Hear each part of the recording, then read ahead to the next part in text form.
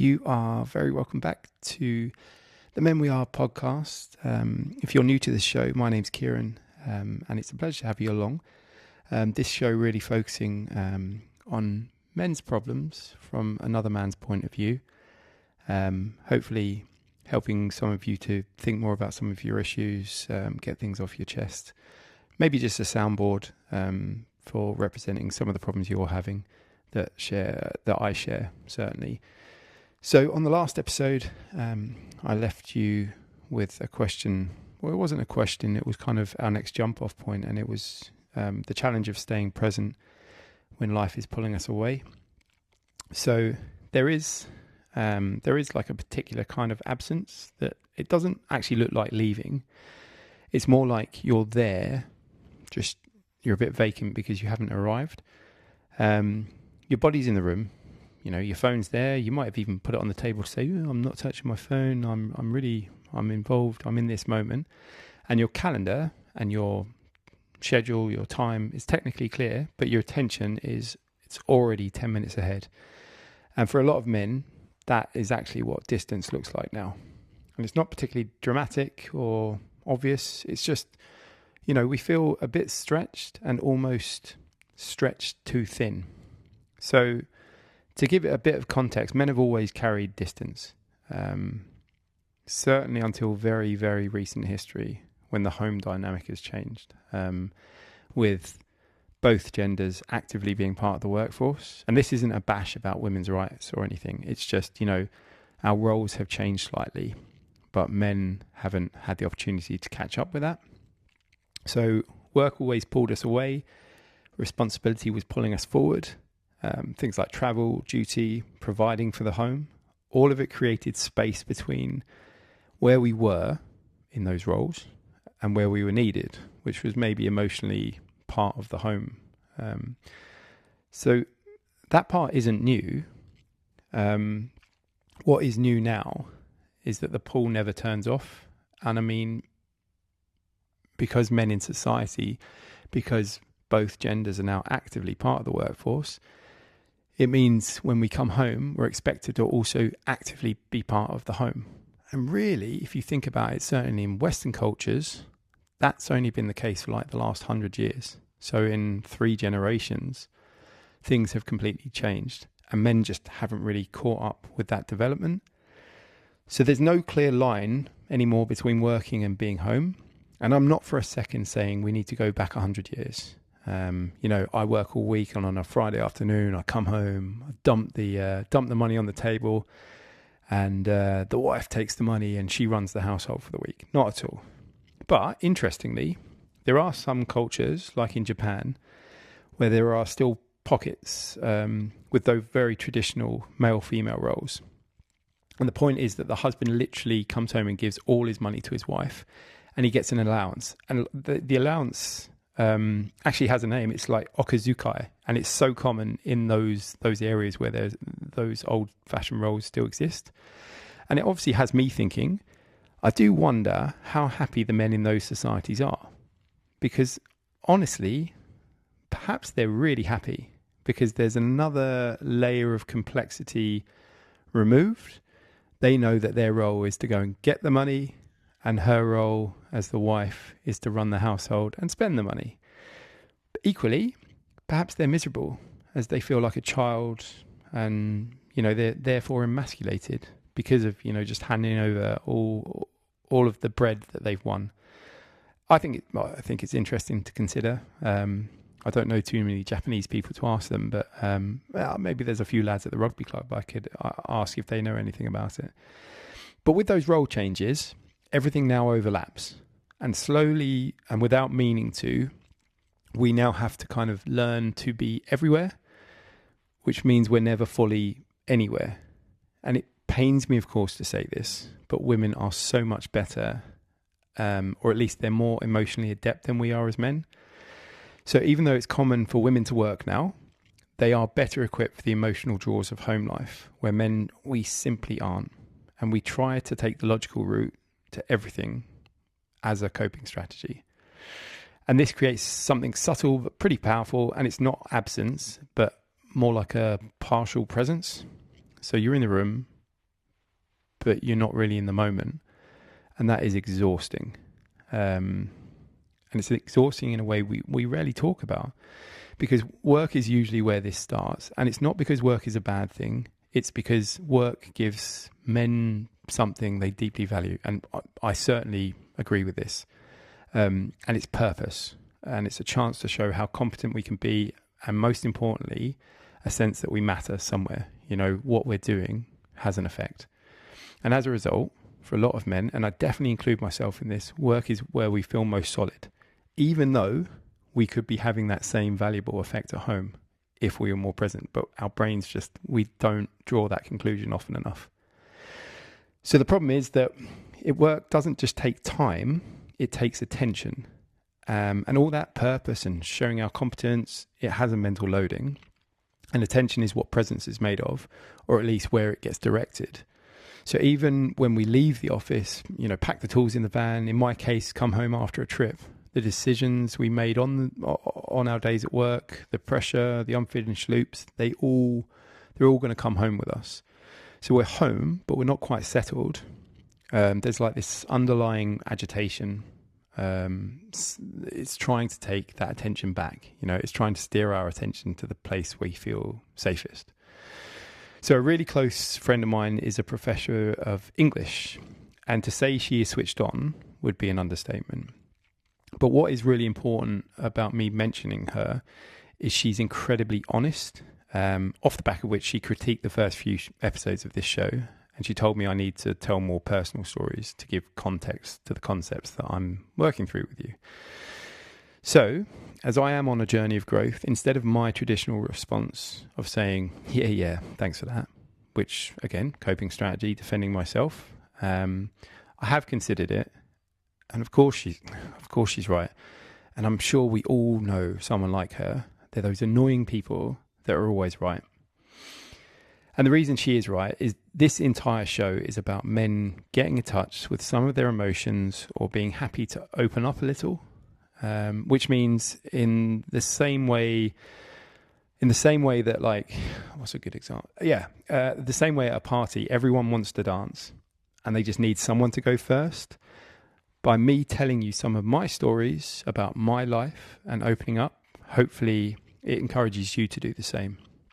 So, to give some concept to this idea of attention, I certainly have been going through some, well, let's call them irritations in the last 2 years, and probably even more so since about maybe late December 2025, so just over a year now. It's January 2026 if you're listening later on. And because I was ignorant and I was slow to accept I had like deep-seated things that left me off balance, work became my salvation. So when I was home, if I was getting annoyed at something, you know, having issues in my relationship, disappointment with anything at all, I would go and find excuses to open my textbooks, revisit presentations I'd written, I don't know, just desperately looking for something I could update. And I would frame it that this needed to be done, you know, like, I can't look after the kids right now. I really need this to be done. Whatever I found, it was just me hiding from confronting, you know, real problems, because work made me feel safe in the knowledge that I could, and I'd do something meaningful. Even if I just changed one word in a presentation, I'd be like, yeah, it's a good job I went through the whole thing because I wouldn't have found that if I didn't. Fucking stupid, you know, justifying these things in that way. And the most important thing with that is that I had a measurable result. And I thought with more mental matters, the results, they're not as obviously measurable, which meant I didn't place any value on them. And all that did, and all it does continuously, is it serves to make me more irritated in the long run, because I had compounded issues by ignoring them and just taking the easy option of doing work instead of doing myself, if that makes sense. So what came out of that was there was no attention well, how could I phrase attention bandwidth? Maybe I didn't have any capacity for it. And the most important thing about that was it was a conscious choice to divert the attention to work rather than my own shit.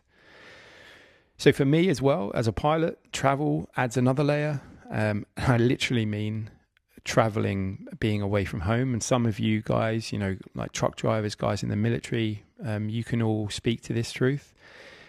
But it is a distance with a reason. So we can sort of justify things by saying, I'll make it up later. This is what it looks like providing, this is what I'm good at, and this is what I have to do.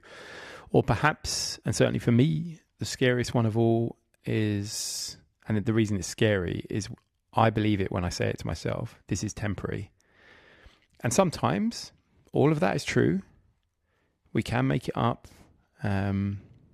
Sometimes sacrifice, that's what providing looks like. And sometimes it is only temporary. But there is a quiet danger when distance becomes normal. Because what happens is coming home feels more like a transition than returning. And I felt this actually yesterday, came off a trip. I was exhausted. I'd flown through the night back from the US. I'd then had a long journey home. And, I was kind of walking up my street from the train station. And I was just like I just need a minute to myself when I get in the door. So I needed a minute to transition back into, so now I need to put my dad hat back on. And, I need to pull my weight, but I'm just so exhausted. I just need a shower before I get in ear bashing. So when you have to shift gears just to remember how to be there, if it doesn't really feel natural, you start feeling like a guest in your own space. And then that creates the next one, which is it's like an emotional distance. And this is the more subtle and quiet kind. And it's the kind no one else can see, because from the outside, you look like you're there. You're listening, you're nodding along, you're saying the right things. But something stays just out of reach, because you're there, but you're not really there. And you take in what's being said, but you don't let it slow you down, because you're not considering it fully, which for men quickly translates to if you're not considering it fully, you're not being considerate. And therefore that's what makes people think you're distant. And it's not intentional. You're not being cruel. It's just you're subtly holding back, because logic says, and my brain is so black and white, and I have to get out of that habit. There is a grey, there's colour all in the spectrum. Logic says to me, holding back a bit is the smartest action. And I think it comes from the idea that staying steady meant staying slightly removed. Because if you felt too deeply, if you got too attached to certain things, you might start losing control because you were distracted. So to achieve that, you learn to stay close enough to show you care, and you do care, but far enough to stay safe. So you're not cold, but you are sitting behind like a buffer almost. And over time, that buffer starts to feel like who you are. And it's not really true. Deep down, that's not the person you are. It's not the person the world is getting, even the people closest to you. And I'm probably guilty of that too, that, I hold things back, and you surprise people after time of what you're capable of. And they see another side to you, but you've been holding that in because you just didn't want to let it go. And it was all on the basis you did it to learn to survive. And this is where the guilt starts sneaking in. And it's a quiet guilt, that you're not present as much as you think you should be. And it's for me, it's driven by the fact you're being distant to protect yourself from overload. And that makes you wonder if, for once, prioritizing yourself is being selfish, which is a tough quandary. So you're missing moments, you're zoned out, distracted, whatever happens because of it. But the guilt looking backwards, you're buying into that story you've told yourself, the narrative. And if you think back to the last episode, the stories we tell ourselves, like if you've told the story, might not be 100% accurate, but it might help you justify to yourself why you did or you're doing what you do. So this is going to go back to honesty. And it is something I'm going to get into in a lot more detail at some point. But it's just, as I said, it's food for thought. Everything we talk about, it should just be things to get thoughts going around your heads. So for me, there has been a shift recently, and it's driven change, and it hasn't wiped away the feeling entirely, but it's definitely helped. And it's the knowledge that I don't have to be everywhere. So you guys listening, you don't have to be everywhere. You just have to be somewhere fully, consciously there. And that can take a real conscious effort to achieve. But it starts with just one conversation or one interaction at a time. Because if you try to be everywhere at once, you're just going to fracture yourself. You're spreading way too thin. And deep down, you're causing stress. And stress, we all know when we get stressed, it's a really strong emotion. It's difficult to hide from. And that is just going to make you more distant. It's like quicksand. The harder you fight it, the worse the stress gets. You get deeper and deeper into it, and eventually you're in over your head. So you have to understand that presence is not a personality trait, and you don't have to be naturally calm or like have good zen or very reflective to achieve it. You need effort, and that's it. You need the want and the will to be conscious, to be present. And small acts will make you present, like staying in a conversation instead of planning what you're going to say next. And if that means it takes a moment's silence while you consider it and you think about how best to reply, that shows that you're actually considering what the other person said. You can be happy letting a silence exist. You don't need to feel like you're rushing to fill it. And you can thoughtfully respond to what the other person said. And it's not dramatic, but it will certainly add up. And a lot of men are afraid that, slowing down a little bit in that manner is going to be falling behind. But being present is not stagnation. You're not wasting time being more considerate of the moments you're in. Life isn't about a rush to the finish. You get one go at this. It's not a dress rehearsal. So enjoy the now. Enjoy those moments. Enjoy those silly, shite conversations where you're not really talking about anything, but you're interested the entire time. So it's better to think of it as living in fewer places. So therefore, there's more of you in those fewer places, and you're not broken up as small. And it's letting your life feel like one connected thing instead of dozens of competing things all held together with bits of string.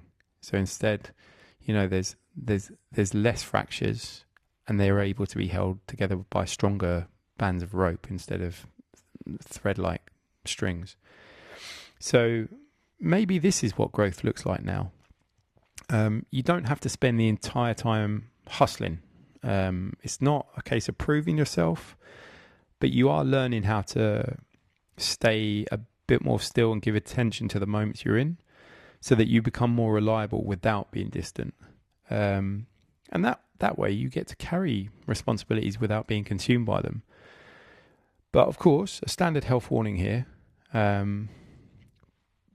Presence isn't going to fix everything, but it does change the quality of everything. Because it turns time and experiences into memories, and it makes you feel more like your duties, the things that maybe are causing you some stress. Actually, they are connections. They're important. And moments become something you actually feel rather than just things that happened. And it's not going to be perfect, but at least it's going to be meaningful. And that's going to make you feel so much better. So perhaps the real question isn't how we do more. We've talked about growth there. So what does growth actually look like in this season of your life? And that, for me, God, it's a big question. Probably could do an entire conference on something like that. And it's a question that's going to lead somewhere real. And therefore, I look forward to getting into it in the next episode. Because the men we are becoming, maybe they need a different measure of progress than the one we've been given. And that's it for today. So hopefully, again, if anything we've gone through today has hit, anything's really made sense to you, if you're just picking up at this stage, there are episodes before. We're on a bit of a journey. The idea being that every episode runs one into the next with the topics all feeding into each other. So I'd encourage you to go away, subscribe to the show, download the episodes so you can listen when you're out and about. Get out into nature. Hopefully the podcast is relaxing enough that you can go out, take a walk, offload a little bit, and certainly from this point on, you should feel like I'm going to encourage you to share. I'm going to encourage you to open up, because that's what I'm going to do with you. I'm going to be open. I'm going to be honest. We're all going to grow together. And we're just going to feel better for it. So until then, hopefully, again, you've enjoyed the show, and I really look forward to having you again on another episode of The Men We Are. So until then, good luck.